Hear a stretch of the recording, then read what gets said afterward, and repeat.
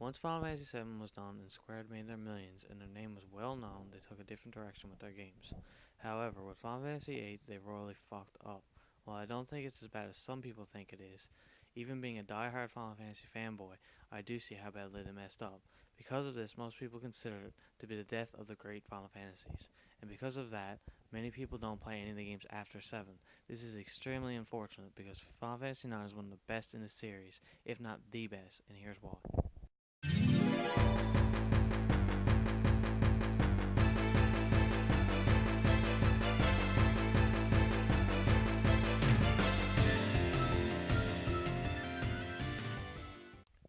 A lot of people look for different things when finding a good RPG.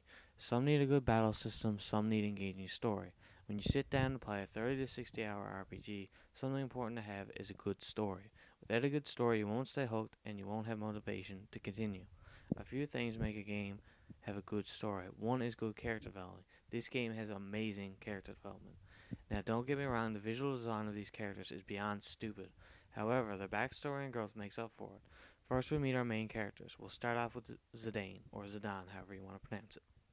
Forgetting the fact that he has a monkey tail for some stupid reason, he is the traditional anti hero. This guy is our hero, however, you wouldn't guess it by how he acts. He's a quote unquote pirate, and we start off the game by him stealing a princess. Zidane is a traditional badass who you wouldn't think cares about anyone but himself. However, when the rest of his crewmates get trapped and turned into stone in a forest, we realize that he does care. Zidane has a traditional tormented past that causes him to shelter his feelings, but not in a way that's annoying and emo like Squall. He manages to hide his feelings, but we still see growth as a character between him and Garnet. This was the problem with Squall. While you can argue that in the end he learns how to love, he has no changes until then. He stays his same emo, despairing, depressing self right up until the end. Zidane has large character growth, and by halfway through, we become very attached to him. Garnet is another main character in the story, and in my opinion is the best character in any Final Fantasy game.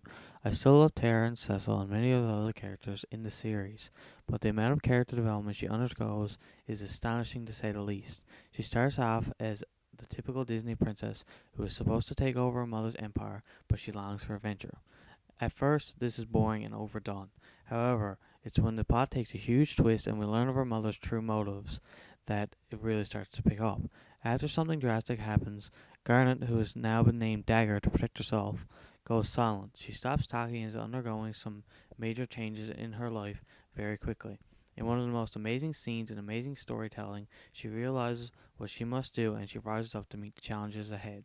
When she cuts her hair, she does something important. Cutting her hair symbolizes her forgetting the past and moving on to something new. She basically becomes a new person, at the same time realizing the responsibilities put ahead of her. And this is how character development should be done, not randomly falling in love with the first guy who doesn't show you emotions. I spent enough time talking with characters and character development, so I'll quickly mention the side characters in Final Fantasy IX. Friendly side characters are Vivi, Freya, Steiner, Quina, Amaranth, Echo, and Beatrix. Sorry if I pronounced any of those wrong. The main villains are Kuja, Garland, and Necron, including Dagger's mother.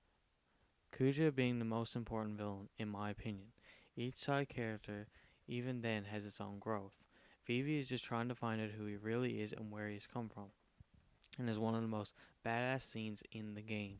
Steiner and Beatrix have a hidden romance that is shown, and Freya has an amazing, very sad backstory. Even Kuja is very well developed and shows why he is a villain and what he's doing. Finally, now that I've gushed about how much I love the characters, I can talk a bit about the story. Already having these amazing characters does not make a good story, however, it does really help. Final Fantasy VIII started off by having a decent story.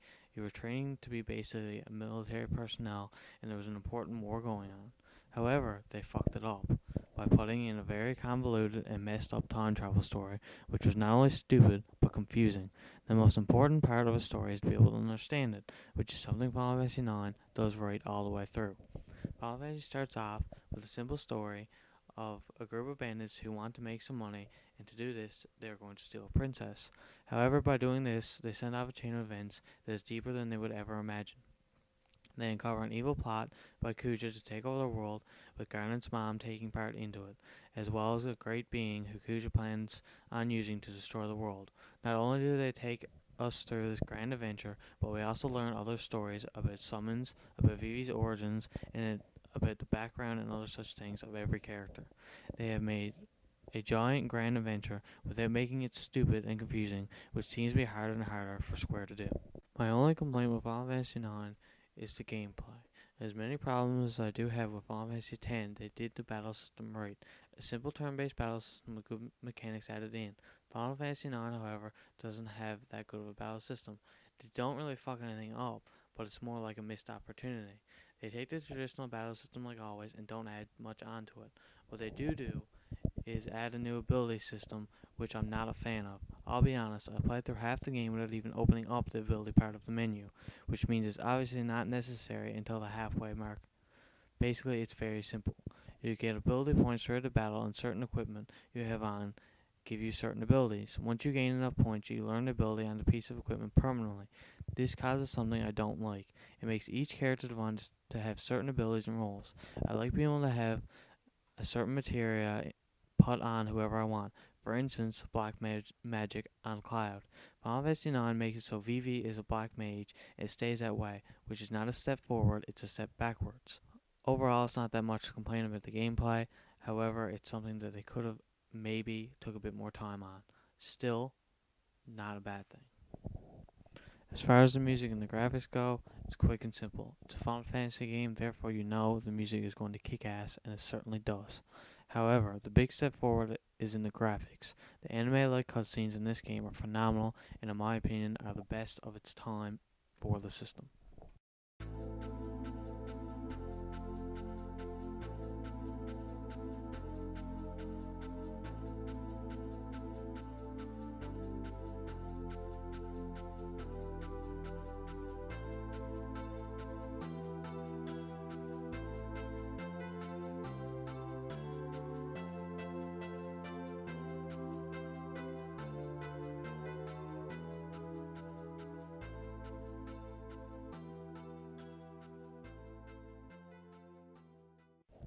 In conclusion, Final Fantasy IX is a very overlooked game. Don't be persuaded by the shittiness that is Final Fantasy 8 or 10. This game is the gold amongst the garbage, and it is a horrible thing to overlook this game. If you want an RPG with an amazing story and some of the best characters ever, then you need to play this game. You cannot consider yourself an RPG fan without giving this game a good try. If anything, play it just to see the most amazing ending in all gaming history.